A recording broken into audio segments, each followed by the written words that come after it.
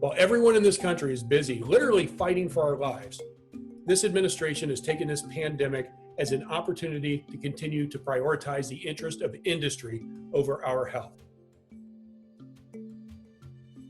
Hi everyone, Congressman Harley Rouda here.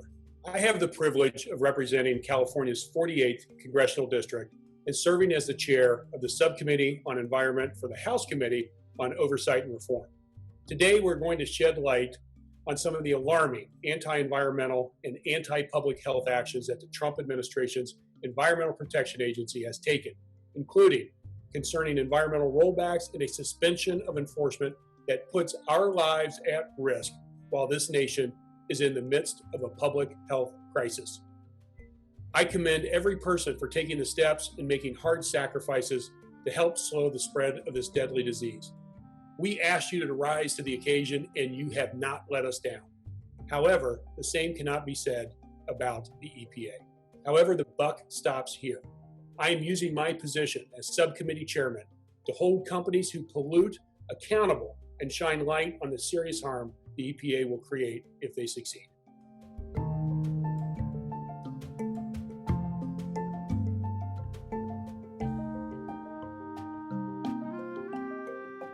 I am thrilled to be with you today and introduce Dr. Ari Bernstein, who not only serves as interim director for the Center for Climate, Health, and the Global Environment at the Harvard T.H. Chan School of Public Health, but is also a pediatrician at Boston Children's Hospital.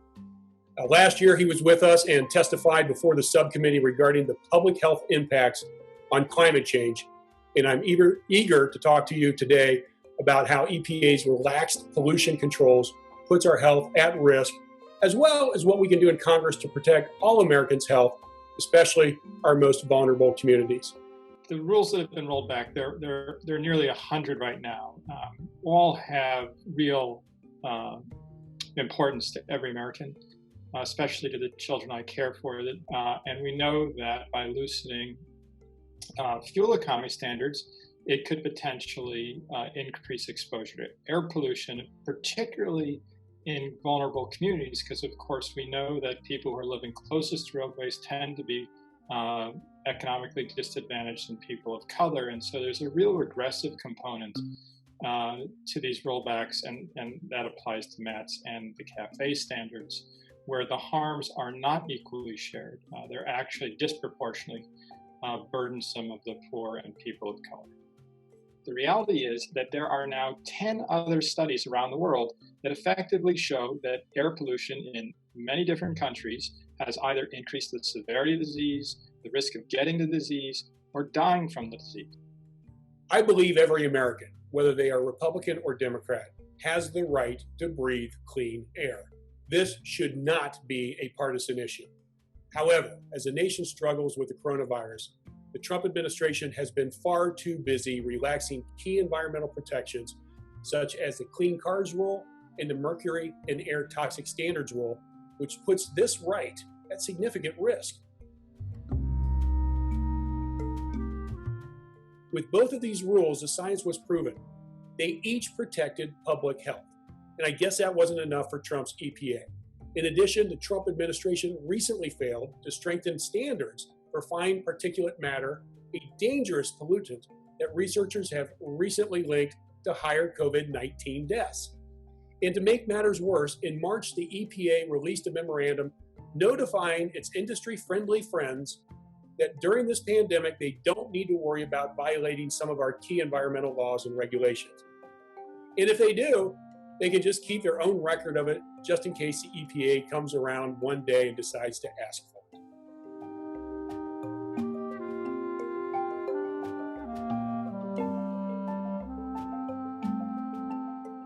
Hailing from my home state, the great state of California, I am joined by the Secretary for California's Environmental Protection Agency, Secretary Jared Blumenfeld. Secretary, you have fought for 25 years to strengthen environmental safeguards and protect the public health at many levels of government, including serving as regional administrator for the Pacific Southwest at the U.S. Environmental Protection Agency during the Obama administration. No one really wants air pollution, and yet we still see pushback on things like clean cars. You know, California has been has the authority to push for cleaner standards, and we're going to continue to make sure that California's authority under the Clean Air Act is maintained. What we see, we have a really interesting, and I encourage listeners and viewers to check it out.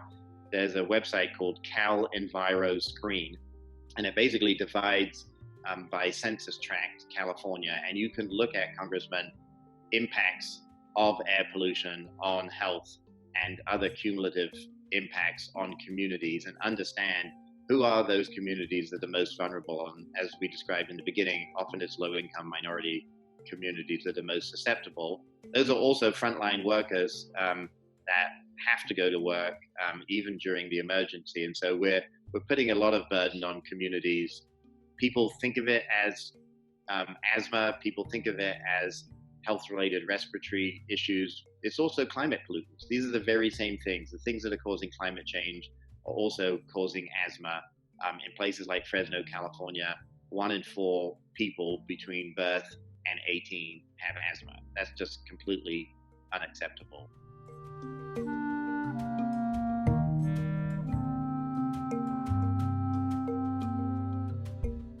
Hilton, you have dedicated a significant part of your life to fight for environmental justice on the Texas Gulf Coast.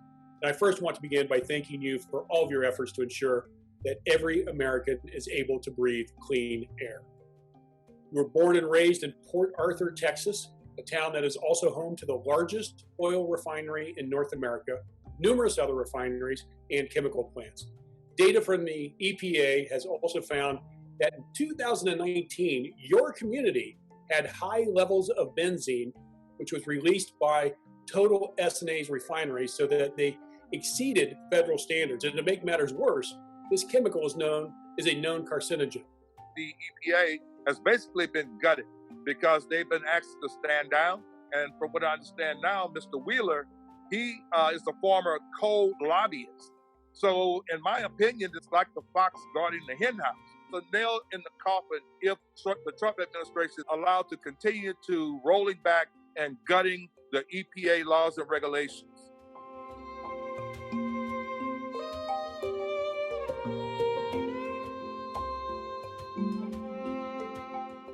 When I was growing up here as a child, I kept these headaches. And my brother, he always has skin disorders and skin irritation issues. But yet most of the people here just sort of shrugged it off and looked at it as just the way of life here, because Port Arthur has the 10th highest cancer rate in the state of Texas. 1 out of every 5 households here have a child or someone that has to use a nebulizer or take breathing treatments before they go to bed at night. And that's just on the west end of town, the historic African-American community. If you could tell the Trump administration's EPA one thing, what is that one thing you would like to tell them? Take your hands off of the Environmental Protection Agency. Allow that agency to serve all the people. Clean air and clean water is a nonpartisan issue. We all need it, whether you're a Republican, Democrat, or you're an independent party itself. Take your hands off of our air quality and our water quality, and let us breathe in peace. Hilton, well said. Clean air, clean water should not be a Republican issue. It should not be a Democratic issue. It should be an American issue. It should be an issue that all of us care about, not just for ourselves, but for our children and our grandchildren. I want to thank you for your leadership in addressing such important issues affecting not just your community, but across our great country. And we need more folks like you, because we've got to keep fighting this fight. It's the right thing to do. Thank you so much. The EPA has 2 key missions: protect our environment and protect human health. Unfortunately, the Trump administration's EPA is failing miserably at both. Let's be clear on this. These failures did not begin with the coronavirus pandemic. EPA has been relaxing pollution controls that put Americans' health at risk for over 3 years now.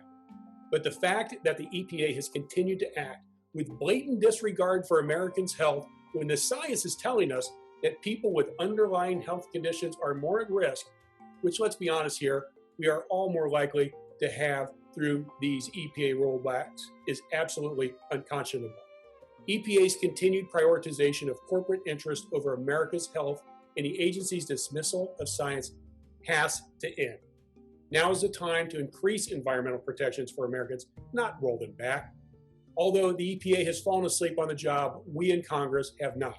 We will continue to push to hold this administration accountable and secure a healthier, safer, and more prosperous future.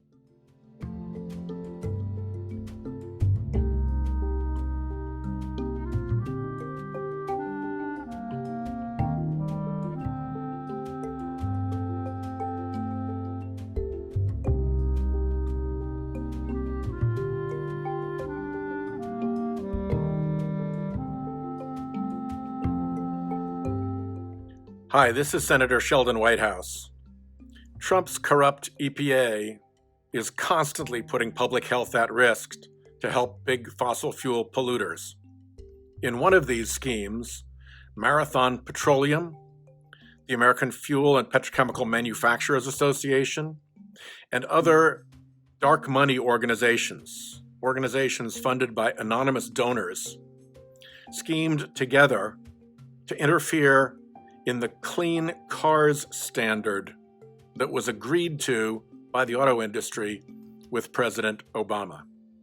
The fuel efficiency standards at the heart of that rule were successfully attacked by these fossil fuel interests. That's going to cost drivers billions of dollars, but those billions will go into the pockets of the fossil fuel companies who make and refine the gasoline they have to burn. This was a rotten scheme. So I'm really glad that the House Oversight Committee has started an investigation into the role of Marathon Petroleum in undoing this agreement. Well done, guys.